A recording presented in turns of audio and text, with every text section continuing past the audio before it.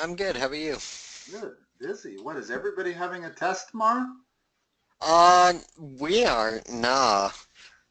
We had our test last week, I've or had quiz last week. people coming out of the woodworks today. Oh wow. I had twice as many sessions today as I normally do on any day, Monday through Thursday. Oh So jeez. yeah, I was amazed that I figured something special. Usually that means everybody's having a test, but Right, you would think so. what do you got going tonight? Well, we took the PSAT today, so you just want to work on some more of Okay. that. Sure, we can do that. Cool. Cool. I figured that probably what was happening since I didn't get an email from. Yeah. Let me open this page up that we've been on. Okay. You're going to get a little bit harder. Okay. Let me find out where we left off. Okay. I've got a note here. Okay. Cool. Looks like we made it through 19. Yeah.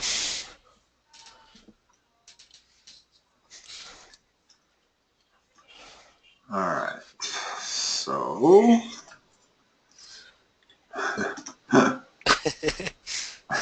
so many things to do here. I feel like I'm I'm just gonna bring you in the restroom. okay. Well, let's see. We're on the grid portion. Uh-huh. We We did that one. did that trig problem. Yeah. Yeah. Move that over. Okay. Up the. This is the one you can't. And, There we go. and let's see. I've got this thing here Mm-hmm. where I've been having trouble erasing. Really?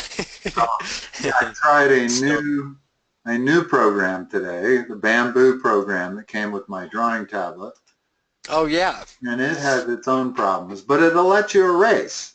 It has no problem Okay. erasing at all, but Cool. That's it's not quite as good a program as this, and so hopefully I won't need to erase much.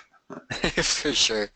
Yeah. So here we have A, if we look at number 20, Uh-huh. A equals 5 root 2, and 2A equals square root of 2x.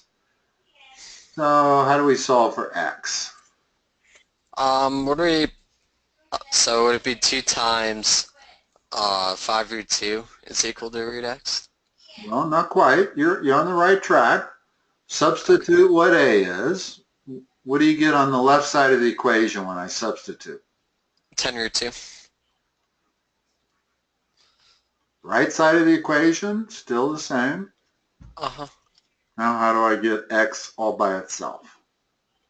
Divide by or no, you'd Yeah, square. You'd square. square it first. Yeah. Means I got to square both sides. Uh-huh. What's the left side become?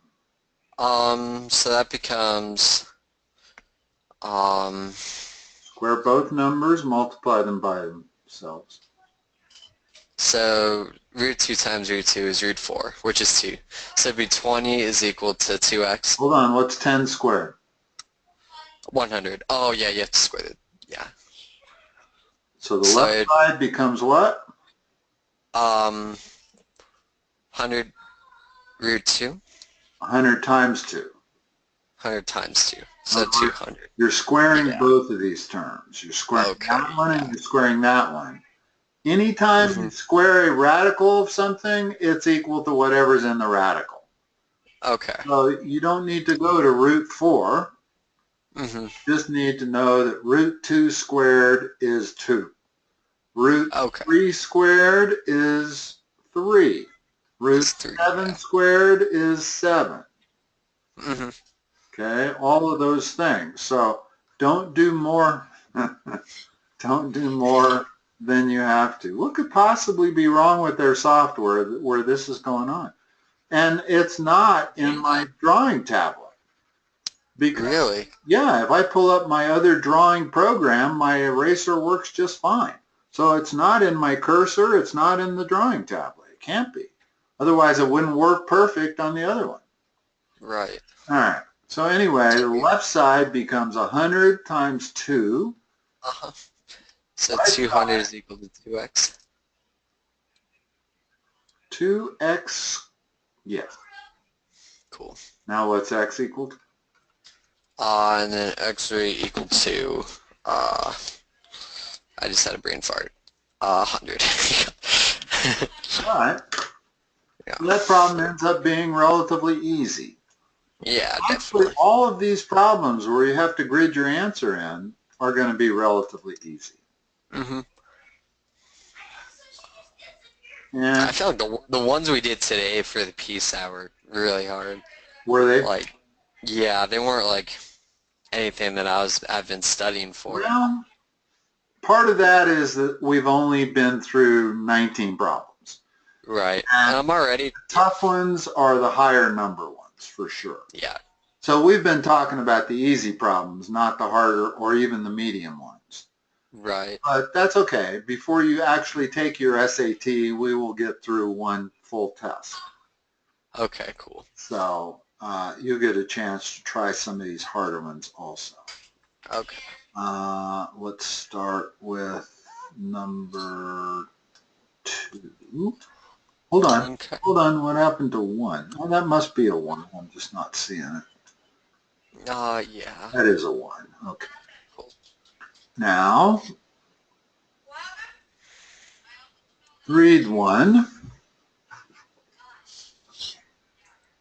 Okay.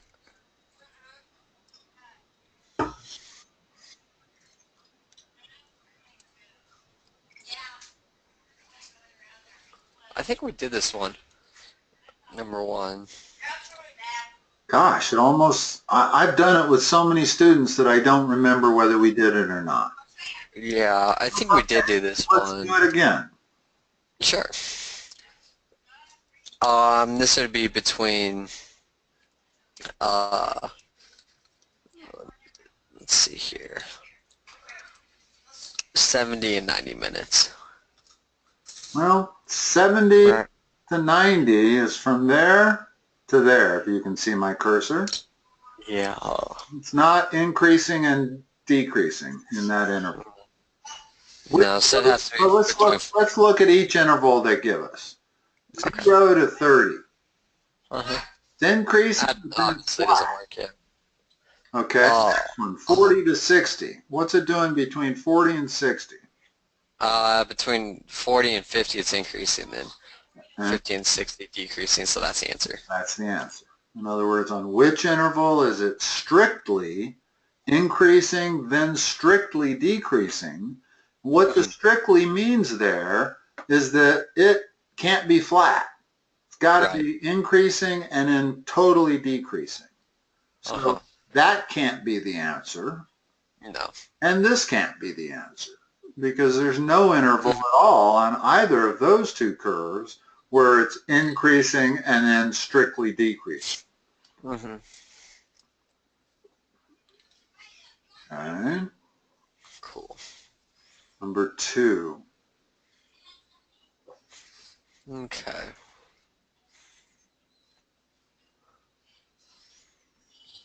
Hmm.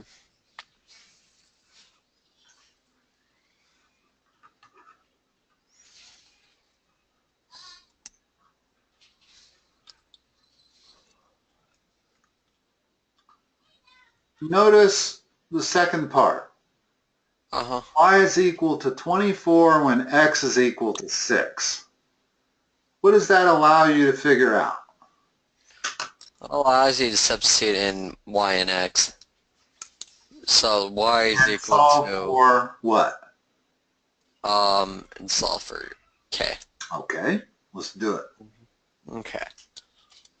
So it would be 24 is equal to k times 6. Okay, what's k equal to? K is equal to 4. So the model for this particular problem is this. Mm-hmm. Okay? In other words, once you solve for k, you want to go back and give the equation in terms of y and x. Right. Now it says, what's the value of y when x is 5? Well, that's easy once you've And then you solved. plug in, yeah. So what's the answer? So it would be, wait. So when y, so 24 is equal to 4 times, Forget that. We solved for k already. Once you come up with the specific equation for this model, you're all set to answer that last question. What's the value of okay, y when x is 5? 20. You got it. Okay, cool. Let's go up to 3. Oops, hold on. Okay. Hard time finding 3. There it is. No worries. The moment you see this picture, Mm-hmm. you know you're dealing with a parallel line and transversal problem. As Okay. you probably noticed from taking the test today, you run into that a lot on that test. I only saw one, actually. Actually, I Well, didn't. okay. Yeah, I saw one. Okay. I'm gonna say that it might be the most important principle you can learn. In other words, Okay. I'm betting your average SAT test has 4 questions that require you to know this information. Yeah. It may be different a little bit, Mm-hmm. but it's basically knowing the angles that are created when you have 2 parallel lines and transversals. Okay. Well, they tell you L is parallel to M, and we got Uh-huh. 2 different transversals, but they Yeah. also tell you that each of those transversals is parallel to each other. Mm-hmm. So you might as well be looking at just one transversal.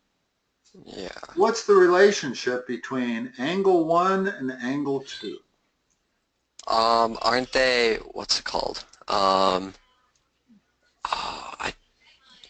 It's what's it not, called? it's not important that you remember what it's called. Okay. What's important is, can you figure out if angle 2, or if angle 1 is 35 degrees, what's angle 2?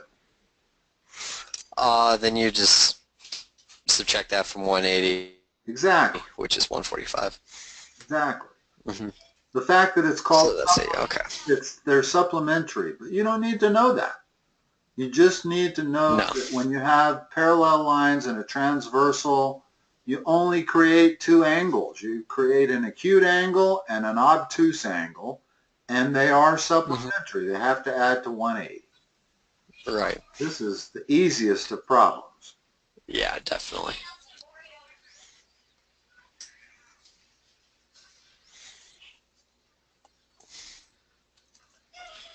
Wow. Boy, do I hate Windows. No, they cover up. In other words, I'm trying to click down here on this arrow and it's covered up by the start bar. Right. And like it doesn't, I mean, yeah. why would it work that way? That means I don't know. the My only way I computer does have that. of moving up or down is by the inaccurate way of doing it. Yeah. My computer does that. It's just, yeah. No, it's I Windows don't like it. 10. It's totally Windows 10. It's just, It is. it's horrible that it covers up the pages you have open with that start bar. They need to fix a lot of things when Windows 11 comes out. They sure do. Mm-hmm. There might be like a small update that comes out to fix like the little issues, but Yeah. I mean, I don't know, because that's what they usually do. Their customers aren't liking what they did. No, I know. Is that they come out with little patches to fix that. Problem is that the more versions of Windows they release, the less the customers like it. Right. Customers didn't like it when I they see. went to Windows 7. They hated it when they went to 8. Nobody Uh-huh. likes 10. So, Nope.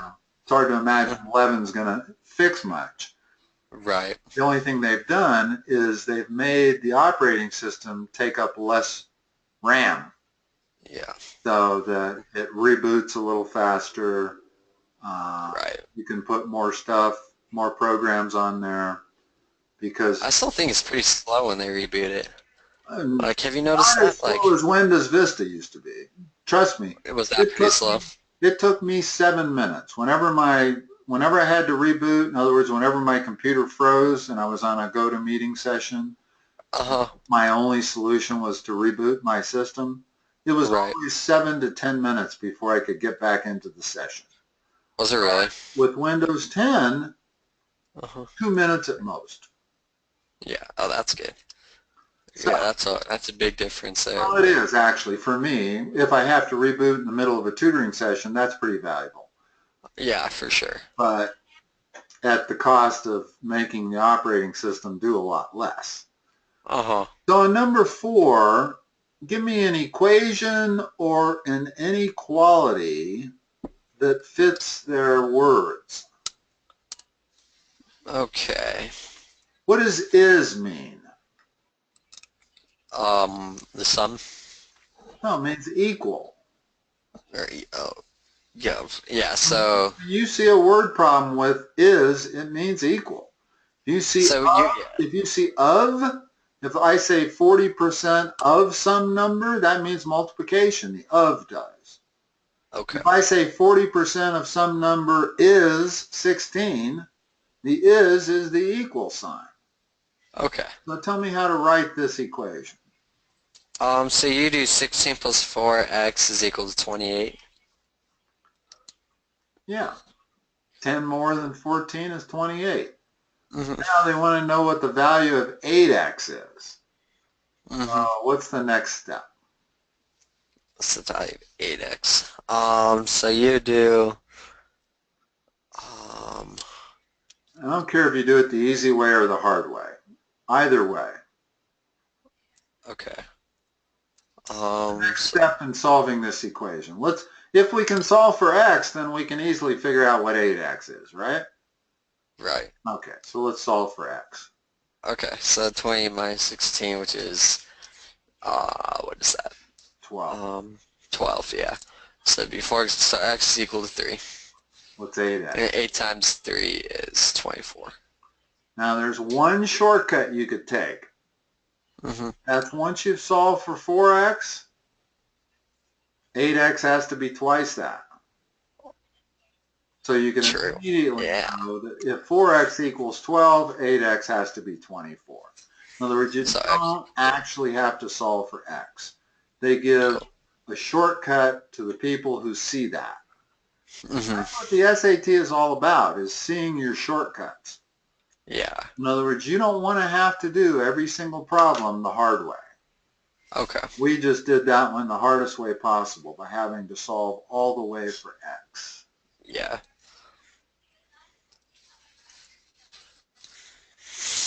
All right. That wasn't one of the x equal to 3. That's not one of the answers, is it? The question was, what is 8x? Oh, hold on. Yeah, 3 isn't one of the answers there. 24. 24 is the answer. 24 isn't one of the answers. No. I didn't notice that. Thanks for Yeah, pointing that out. Let's see what happened. 16 definitely. plus 4x is equal to 10 more than 14. Well, that's the problem. 10 and 14 is 24. Oh, we used to 28 by accident. Yeah. Yeah. So Yeah, here we 4x go. is equal to 8. Uh-huh. So x And equal to 8x is equal to 16. Twice 8. right. Yeah, there we go. Thank you. Yeah, definitely. That's actually not a bad thing that happened, because I made a mathematical error Uh-huh. and the answer that I came up with wasn't one of the multiple choices. No. So that tells you made a mistake. Go back and redo the problem from the beginning. Okay.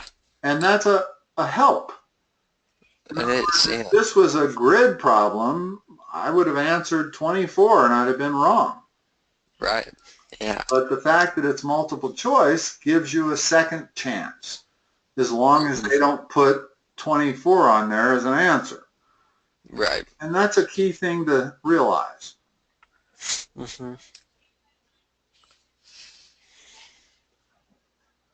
Now, see, I can click on the upper arrow to move up one row, but I can't click on the lower arrow because it's covered up by the start bar.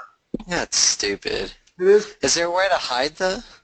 I don't know. Maybe like might, drag it down, maybe? there might be, but that would be ridiculous to make you figure that out. Yeah. Maybe you could just drag it down? I don't know, though. Can you move the star in the old Windows? You used to be able to move it to the right and the left. I don't know if you still can or not.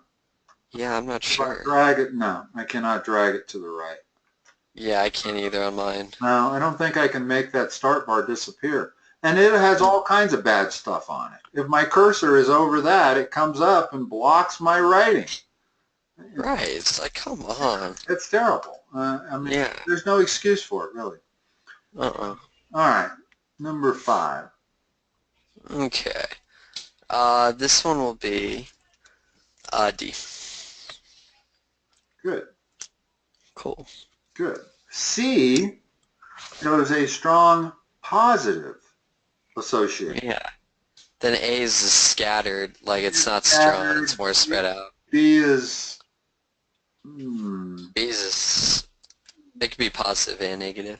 It starts out negative and goes positive. B almost looks more like a flat parabola. If I were to draw a line through the dots of B, I don't think it would be necessarily a straight line. Mm-hmm. But C would definitely be a straight line, and D might not be a straight line, but it's definitely, those points are correlated negatively. Right.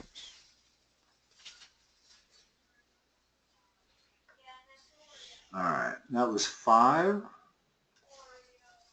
So question number 6. 6 is right there.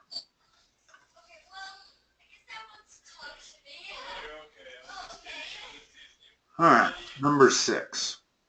Okay. You remember doing 6? I think, yeah, I do remember this. Wow, we may have actually gotten further than we knew, but it was so long ago. The date I had on the last time we did this test was April 2016. So, Was it? yeah, it was almost I think we a year. we worked on some of these on Monday. Well, I We did. didn't work on these because I started being very accurate with my note keeping starting Monday. And Oh, we worked on through 19 or whatever I had on my notes. And that's all the further we got through. It's no big deal. It's not going to hurt us to do these. no, not at all. They're hard enough that still takes a lot of work to do them. Right. Okay.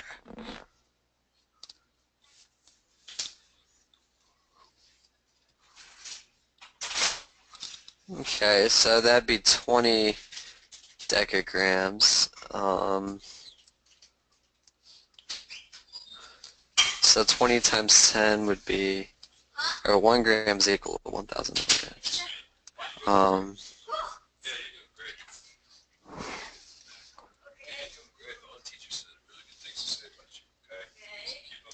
All right, let me give you a good way to do this. Okay. And if we have one, and that's to write it with units. Yeah. And then get rid of the units. Okay, so if I write it as 1 decagram per 10 grams, and if I multiply that by the second relationship, then I got to have grams in the numerator, right? If I'm getting rid of grams, so the second one's got to be 1 gram per 1,000 milligrams. Yeah. And whenever you're doing these conversions, always make sure that you eliminate something. Well, the grams go away, and now I have 1 decagram per 10,000 milligrams. Well, how many 1 milligram doses are there in 2 decagrams? 20,000. You got it. So that's the answer. So 20,000 is the answer. Cool. Whenever you're doing these conversion problems, always set them up. Now, every time they give you a relationship like this, Uh-huh. I could write that as 1 decagram per 10 grams or 10 grams per 1 decagram. Mm-hmm. Always write them either way. Okay. And the Cool. key is to write them in the way that we lose grams. We don't want grams in there.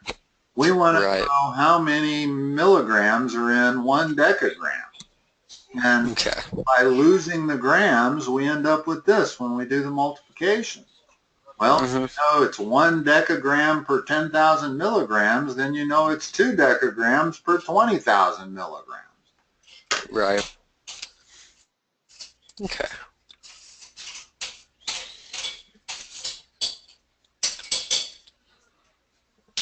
Number 7. Okay.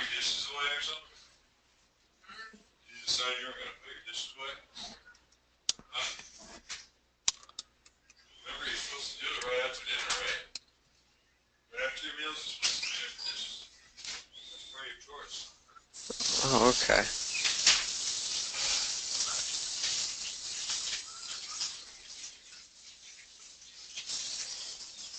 Look at your answers first. Before you Yeah. attempt to answer a problem like this, always look at your answers because it tells you basically it's definitely the number of installations. The question is it in tens? Is it in hundreds? Is it in thousands or tens of thousands? I would say in thousands, right? Well, if it were in Oh, thousands, yeah, that would be yeah. 9,000. Yeah. 5,000, that'd be 14,000. Plus Uh-huh. 6,000, that'd be 20,000. Plus 4,000 would be 24,000. Plus 3,500 would be 27,500. Yeah, so If that's your it answer. were in thousands. So C has to be the answer. Yeah. All right, how about number 8? Sweet. Let's write it. N minus 1 plus 1 equals 0. Mm-hmm. So we would subtract 1, so it'd be the absolute value of n minus 1 is equal to minus 1. Yeah. Believe There's it no or such not, value of n. Believe That's not. believe it or not, I had a 7th grader in Florida. Found me Uh-huh. online. Uh-huh. Mother scheduled a session, an online session, Right. and he hits me with this problem. Wow. And I don't do it right. And I never hear from them again. Really? Mother corrects me in the middle of the session. She's sitting in on the session. Right. So she's saying, as I go through a problem just like this, and Uh-huh. I go through my analysis of it, come up with Mm-hmm. an answer, and she says, well, the teacher has a different answer here. And I realized what my mistake was instantly. Uh-huh. But I had never been given this problem before. Nobody Right. had ever given me a problem that was structured like this, so I hadn't been familiar with it. And Uh-huh. I took my regular way of solving it, which is to say n minus 1 equals minus 1 or n minus 1 equals plus 1. Right. That's not the way to solve this problem. What do you notice instantly if you look at this properly? Mm-hmm. Can You the can't have it. absolute value of anything ever be negative? I can't. Uh-uh. The answer is D. Yeah. There's no value of n that makes the absolute value of this equal to minus 1. Mm-hmm. Not any. If I let n be 0, then it's equal to 1. The thing is, the absolute value of any unknown is always greater than or equal to 0. So that's an impossibility right off the get-go. Yeah. And it's something you need to be able to see. Okay. In other words, because if you take the normal process of solving these, Mm-hmm. you say n minus 1 equals minus 1 or n minus 1 equals plus 1. Well, that actually gives you some solutions. You get n equals 0 or n equals 2. Neither of which are true. Right. So you can't use your normal method of solving every time. Sometimes you have to notice certain things.